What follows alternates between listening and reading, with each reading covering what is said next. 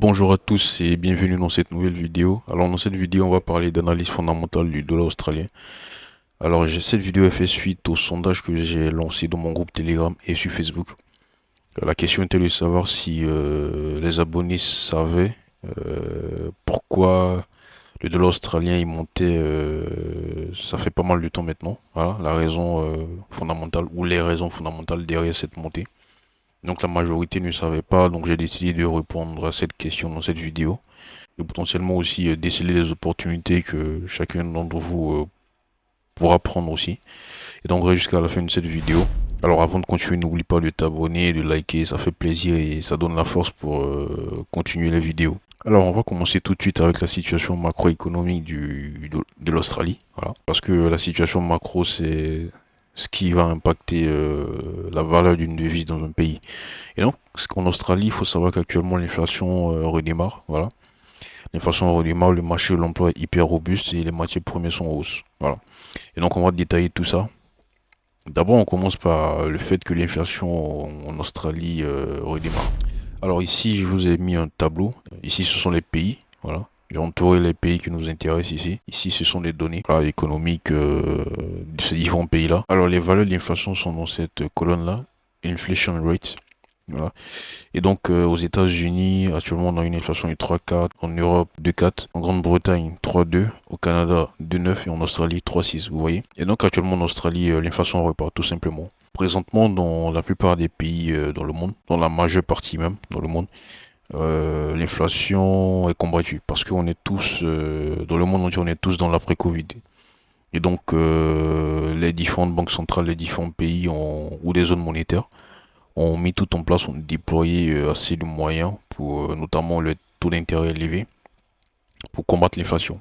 Voilà, et donc on commence à voir les fruits de ce combat-là contre l'inflation dans la plupart des pays dans le monde entier. Et donc vous allez voir que dans quasi tous les grands pays que j'ai entourés ici, l'inflation est en train de baisser, et tourne vers les 2%.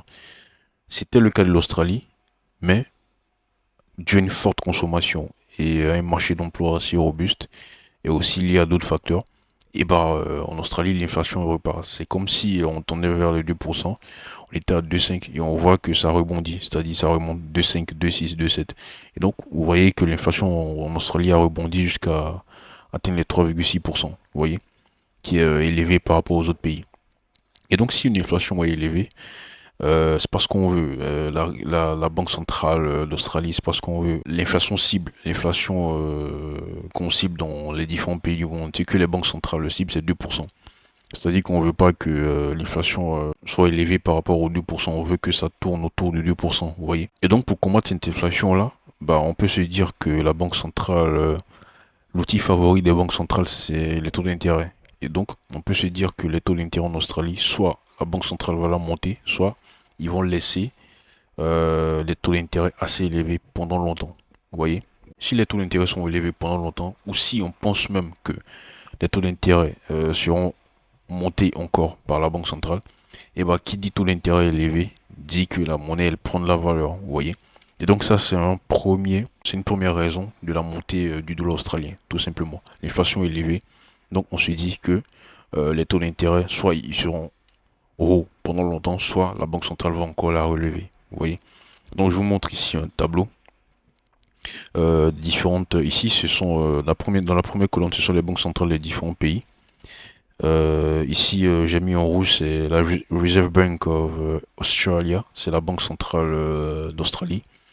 Et donc ici, ce sont les dates. La deuxième colonne, dans la deuxième colonne, ce sont les dates de réunion, les dates de décision, de si on va monter ou si on va baisser ou si on va maintenir les taux d'intérêt. Voilà.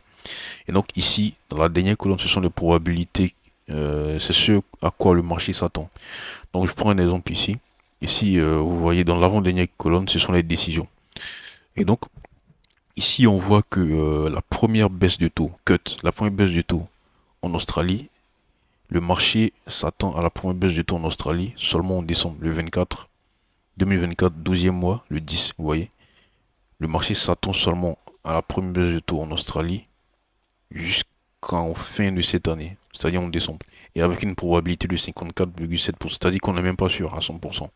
qu'il y aura baisse du taux cette année. Et le marché se dit que dans les prochaines réunions à venir, voilà, c'est-à-dire par exemple la réunion la plus proche, ça sera le 18 juin, le marché s'attend à ce que on maintienne les taux d'intérêt soient maintenus élevés. Voilà, parce que l'inflation est toujours assez résilient en Australie et même il repart, vous voyez. Et donc le marché s'attend à ce que les taux d'intérêt soient maintenus durant toutes les réunions et c'est seulement en fin d'année qu'on n'est même pas sûr, vous voyez, à 54% qu'il y aura cette baisse de taux. Alors que vous voyez que les autres probabilités ici de maintien dans les autres réunions sont assez élevées, quasi 100%. Voilà, pour chaque les réunions qui vont bientôt arriver. Et donc ça c'est en Australie. Alors que vous voyez les banques centrales des autres pays, commençons par la Grande-Bretagne. Ici c'est la BOE, Bank of England. Vous voyez que dès la première réunion du juin, le 20 juin, le marché s'attend à une première baisse du taux. Vous voyez? Et donc, en Australie, en fait, c'est comme si actuellement il y a deux mondes. En Australie, l'inflation repart, les taux d'intérêt vont rester hauts pendant longtemps. Et donc, dans le reste du monde, ça c'est partout, que ce soit en Angleterre, au Canada, en Europe ou aux États-Unis, on va bientôt baisser les taux. Alors qu'en Australie, on va soit la maintenir, soit la monter même, vous voyez. Et donc, vous voyez qu'il y aura un différentiel de taux. Ici, par exemple, euh, ici, interest rates, ce sont les différentes sur les différents taux d'intérêt des différents pays que j'ai entourés. Ici, en Australie, on a 4,35. C'est le plus bas parmi les 5 pays que j'ai entourés. Mais si on commence à baisser les taux dans ces différents pays-là, ces taux-là, ils peuvent rejoindre les 4,35 et potentiellement même, on peut monter les 4,35, par exemple à 4,50, 4,75, etc.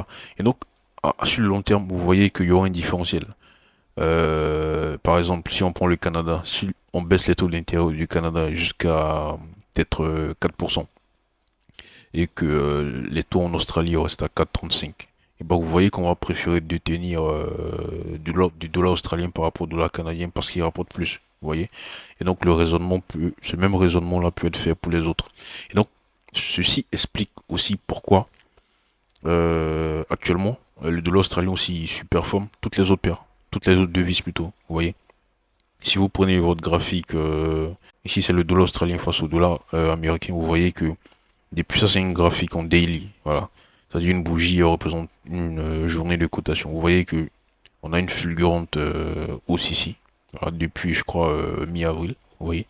Et donc si vous prenez votre graphique en toutes les paires en AUD, vous allez voir que cette hausse-là elle est assez marquée sur quasi toutes les paires parce que le marché s'attend à ce que sur le long terme, le taux d'intérêt du dollar australien soit maintenu haut par rapport aux autres taux d'intérêt des différents pays. Vous voyez?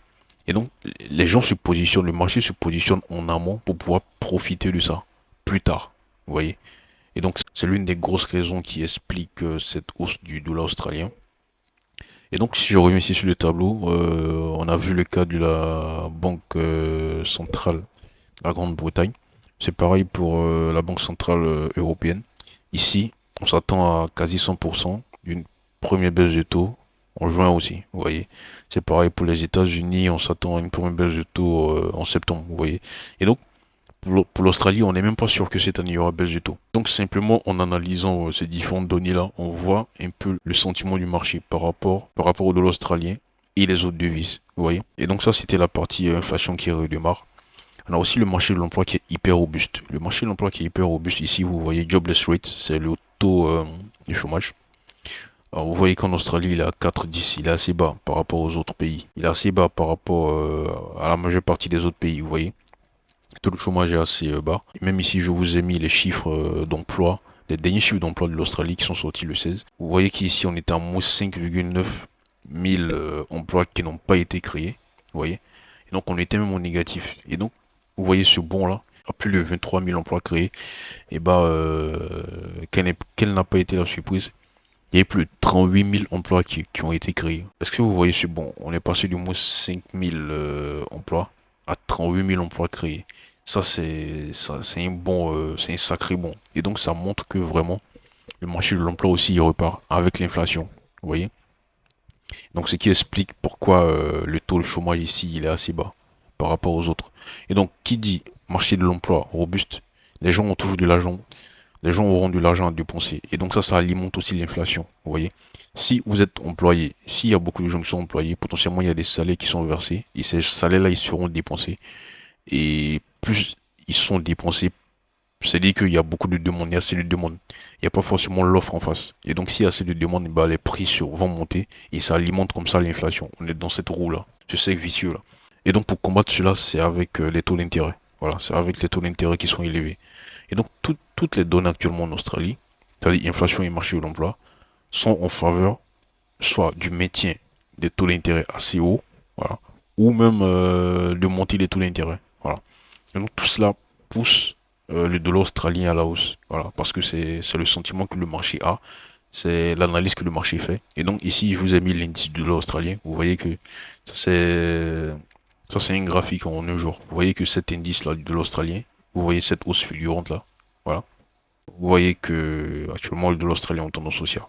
Voilà, ça c'est l'indice du dollar australien. Et donc ça c'est de l'analyse fondamentale. Voilà, c'est-à-dire que cette analyse-là, elle est faite en amont, voilà, pour ensuite pouvoir se positionner sur le dollar australien. Et donc ici je vous ai mis le graphique qui représente un peu le pourcentage de baisse de taux qu'on aura cette année dans les différentes banques centrales des différents pays. Et donc vous voyez que bon, le Japon, lui, c'est un monde à part. On s'attend à ce que les taux montent même au Japon. Donc ça c'est un monde à part. Et donc vous voyez que l'Australie, RBA ici, Reserve Bank of Australia, on s'attend seulement à moins 3,4%.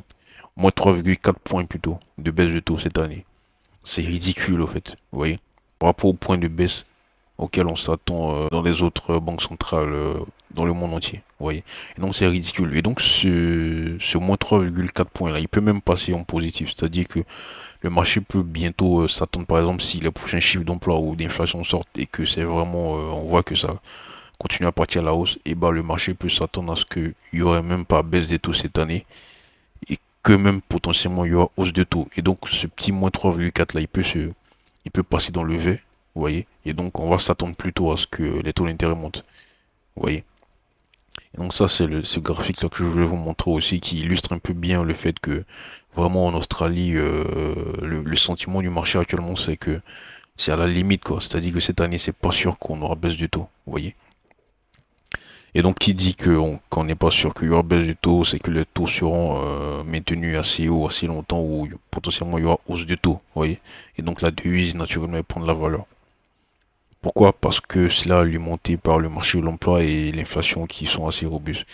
Et donc, ça, c'était les deux premiers points. Le troisième point, c'est que les matières premières sont en hausse. Je pense que j'ai déjà fait une vidéo sur le fait que l'Australie, il faut savoir que l'Australie, tout ce qui est Australie, Nouvelle-Zélande et Canada sont des pays dont l'économie est basée beaucoup sur les matières premières, l'exploitation des matières premières. Et donc, si les matières premières sont en hausse, naturellement aussi, les devises de ces pays-là vont prendre la valeur parce que pour pouvoir, les investisseurs vont vouloir profiter de cette hausse-là des matières premières.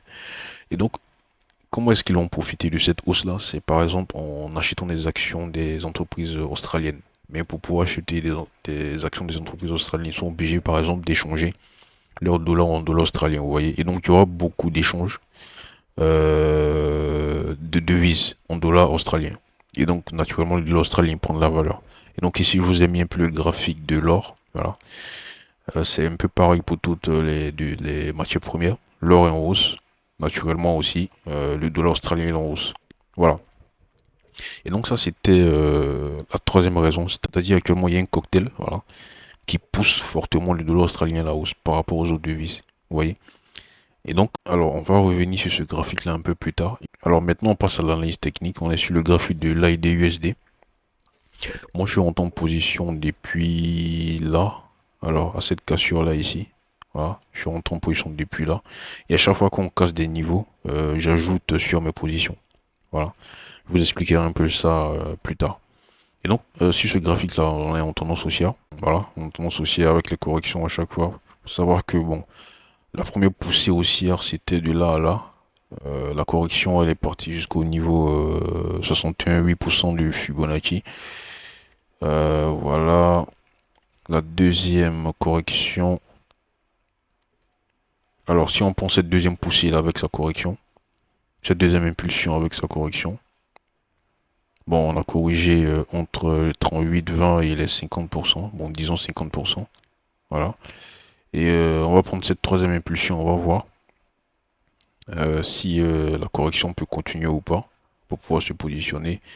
Bah ici on a corrigé jusqu'au 38,20, potentiellement on peut partir jusqu'au 50% parce que dans les anciennes corrections sont parties jusqu'au 50%, donc on peut partir jusqu'au 50%. Les 50% ça correspond à ce support là. Et donc si on casse ce support là, on peut partir jusqu'au 61,8. Voilà. C'est seulement si on casse ce support là que la tendance haussière peut être remise en question. Si on casse ce support là. Voilà. Mais pour l'instant, on est toujours aussi. Il n'y a pas de raison pour qu'on soit baissier. Quoique, je vais vous expliquer ça peut-être tout à l'heure. Pourquoi est-ce que maintenant il faut être prudent, voilà, sur des positions haussières sur le dollar australien. Et donc ici, par exemple, si on va passer en 1 heure ici. Ici, on n'a pas pu transpercer les 0,67. À chaque fois qu'on est arrivé là, on est reparti à la baisse. Donc, potentiellement, les prochaines positions qu'on peut prendre, c'est si on casse ces niveaux-là. Des positions acheteuses, je veux dire. Pour ceux, par exemple, qui ne sont pas encore entrés. Si on casse ça, voilà, on attendra on attendra quand même un pullback pour entrer. Pour aller chercher dans un premier temps ce niveau-là. Et dans un second temps, les 0,67 735. Voilà. C'est-à-dire que le prix revient là, il casse ce niveau-là, on attend un pullback et on rentre en position avec un stop loss assez serré et on vise ce niveau-là dans un premier temps et ce niveau-là dans un second temps. Vous voyez, ça c'est pour les personnes qui ne sont pas encore entrées. Mais il y a des risques de baisse. Voilà, il y a des risques de retournement que je vais expliquer tout à l'heure. Alors, on a vu que la correction elle peut aller jusqu'au je remets le Fibonacci. Voilà, la correction actuellement on est presque aux 50%. C'est-à-dire qu'on peut casser ce niveau-là. Si on casse ce niveau-là, et qu'on peut rebondir sur les 50% pour repartir à la hausse. Vous voyez. Mais si on revient jusque là, jusqu'au 61,8, ça devient problématique parce que quand même ça, c'est un gros support. Le niveau des 50%, ça, ce niveau-là, c'est un gros support, vous voyez. Et donc si on casse, pour moi, la tendance, le retournement de tendance n'est pas validé. Pour moi, c'est vraiment si on casse ce gros niveau de support-là. Vous voyez. Donc pour moi, voilà. Si quelqu'un devait rentrer en position acheteuse, je dirais qu'il doit attendre la cassure de ce truc-là, avec pullback pour entrer en position. Et si une personne doit rentrer en position vendeuse, je dirais d'attendre cette cassure-là, de ce support-là. Voilà. Ceci étant dit, pourquoi dans la partie fondamentale, je vous disais que l'Australien est toujours aussi pour moi. Mais ici, je vous parle de retournement de tendance. En fait, il faut savoir que si on revient sur ce graphique-là, ça devient un peu plus poussé. C'est vraiment assez poussé. Ce graphique-là, c'est le graphique de l'AUD-CAD. Ça dit dollar australien face au dollar canadien. Mais ce graphique-là, c'est à peu près la même caractéristique que les autres graphiques. Je parle du dollar australien, dollar américain, dollar australien, franc suisse, etc., etc. Et donc, en bleu, c'est la courbe de cotation du dollar australien face au dollar canadien. Et en vert ici, en fait, c'est le prix. C'est la valeur du prix dans 2 ans auquel on s'attend aujourd'hui. En orange, c'est la valeur du prix du dollar australien face au dollar canadien dans 10 ans auquel on s'attend aujourd'hui. En fait, je vous explique cette notion-là. En fait, c'est comme si vous ouvrez par exemple aujourd'hui un magasin, vous voyez, et vous voulez, votre but c'est par exemple de vendre votre magasin dans 10 ans, vous voyez. Et donc, 1 an après, vous voulez savoir la valeur de votre magasin que vous avez ouvert il y a 1 an de cela. Et donc, ce que vous allez faire, c'est quoi? C'est que vous allez vous projeter dans 10 ans. Dans 10 ans, votre prix, votre magasin, il vaut combien? Vous voyez? Parce que dans 10 ans, on se doute bien qu'il y a l'inflation qui va passer. Et donc, vous allez tenir compte de l'inflation qui va passer. Vous allez estimer la valeur de votre magasin dans 10 ans. Et vous allez ramener cette valeur-là aujourd'hui. Vous voyez? C'est-à-dire, par exemple, là, vous allez dire dans 10 ans, je pense que mon magasin vaudra, je sais pas, 100 millions d'euros. Voilà. Je pense que mon magasin vaudra 100 millions d'euros. Mais à la valeur, ça c'est dans 10 ans, mais à la valeur d'aujourd'hui. Ça c'est quand l'inflation va passer, mais à la valeur d'aujourd'hui. Donc c'est la valeur avec l'inflation qui font les 100 millions. Mais si vous vous dites aujourd'hui, Les 100 millions, ça vaut combien? Et bah peut-être que vous allez vous dire que, je sais pas, votre magasin aujourd'hui, il vaut 90 millions, vous voyez. Et donc c'est pareil avec les paires de devises ici. Ici en bleu, ici en violet plutôt. Ici en violet, c'est le prix de l'actif. C'est-à-dire c'est le prix c'est l'AED4, c'est son prix. En vert, c'est son prix dans le futur, mais actualisé aujourd'hui à 2 ans. Voilà, on fait ce calcul à 2 ans. Et ici, en orange, c'est le prix de l'AUD4 à 10 ans, mais actualisé à aujourd'hui, vous voyez. Et donc, vous voyez que normalement, ces différents prix-là, ils sont corrélés. C'est-à-dire que si ça part à la baisse, les trois partent à la baisse, etc. Vous voyez. Mais on se rend compte que actuellement, il y a une décorrélation. Les deux prix, dans 2 et 10 ans, ils partent dans une direction baissière, mais on voit que le prix de l'AUD4, lui, il monte. Ils prennent des chemins différents. C'est pareil pour l'AUD USD, l'AUD CHF, etc. Toutes les paires en AUD. Donc en fait, ça veut dire qu'actuellement, la valeur de l'AUD CAD, il est trop surestimé. Il est surestimé. Vous voyez? Et donc, par ce qu'on appelle, c'est un phénomène, sur les marchés boursiers, on appelle ça le retour à la moyenne. C'est-à-dire que lui, l'AUD4, il doit descendre pour reprendre la corrélation avec les autres. Donc si l'AUD4 descend, bah vous voyez que, et je disais que c'est pareil avec toutes les autres devises, l'AUD, l'AUD aussi, il est à la hausse par rapport à les prix, ses prix à 2 et 10 ans actualisés, vous voyez. Pareil pour toutes les autres devises en AUD. Et donc quand c'est comme ça, on se dit que bah il y a des risques que toutes les paires en AUD baissent bientôt, vous voyez, pour au moins venir attraper ces deux prix-là actualisés. Vous voyez? Parce qu'ils sont toujours corrélés. Vous voyez l'évolution de ces trois éléments, ils sont toujours corrélés.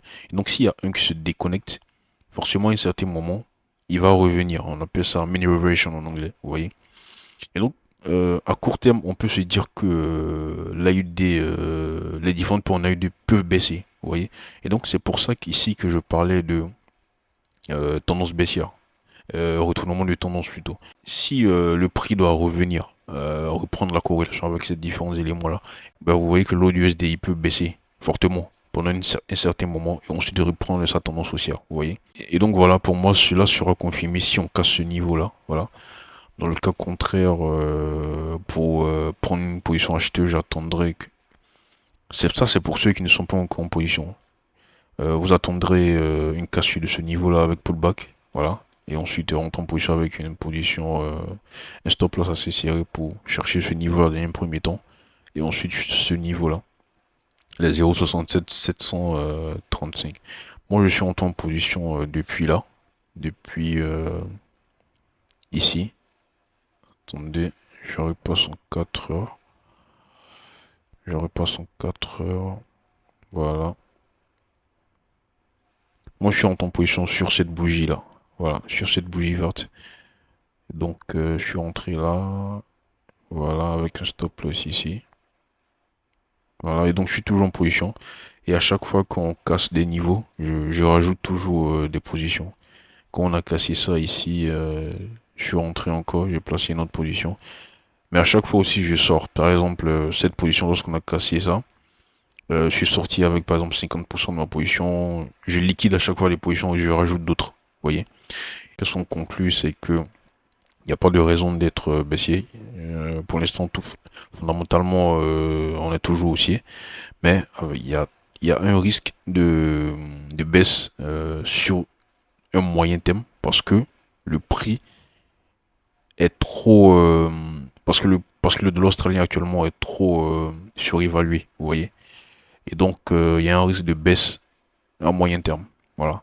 Et donc, pour moi, ce risque de baisse, il sera confirmé si on a cassé de ce niveau de support-là. Et dans le cas contraire, les gens qui ne sont pas encore entrés en position acheteuse, bah, vous attendez la cassure de ce niveau-là avec un pullback.